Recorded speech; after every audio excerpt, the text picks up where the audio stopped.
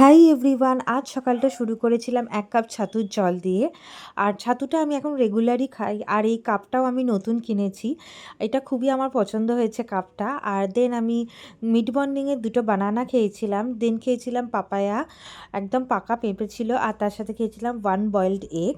লাঞ্চে ছিল আজকে কপি, মাছ আর ফুলকপি, মাছ আর আলু দিয়ে ঝোল। তার সাথে ছিল টক দই আর শসা আর ভাত। তো অনেকদিন পর এখন ফুলকপিটা খাওয়া হচ্ছে আর টক দইটা আমি রেগুলারই নেওয়ার চেষ্টা করি। তো আজকে মোটামুটি লেগেছে লাঞ্চটা, বাট বাড়ির লাঞ্চ ছিল সম্পূর্ণ। দেন বিকেলে খেয়েছিলাম চা আর বিস্কিট। তো আজকে ছোলাটা নিয়ে বসতে ভুলে গেছিলাম, তো সেই জন্যই আমি এই চা আর বিস্কিটটা খেয়েছিলাম চায়ের সাথে। দেন আমি সন্ধে হলেই আমার এই ইভিনিং ক্রেভিংসটা হয়। তো আজকে চুরমুর খেয়েছিলাম আর এই চুরমুরটা খেতে খুবই ভালো ছিল। এতে পুরো কাঁচা লঙ্কা পুরো গ্রেট করে দেয়া থাকে আর এটা খেলে খুব ভালো রকমের পেট ভরে যায়। দেন রাত্রিবেলা বাইরে থেকে মোচার তরকারি কিনে আনা হয়েছিল। মা করেছিল আলুকপির তরকারি আর তার সাথে একটা রুটি খেয়েছিলাম। কারণ সন্ধ্যেবেলা চুরমুর খেয়ে পেটটা অনেকটা ভরে গেছিলো আর ১ গ্লাস দুধ দিয়ে দিনটা শেষ করেছিলাম। ভালো লাগলে লাইক করো, চ্যানেলটাকে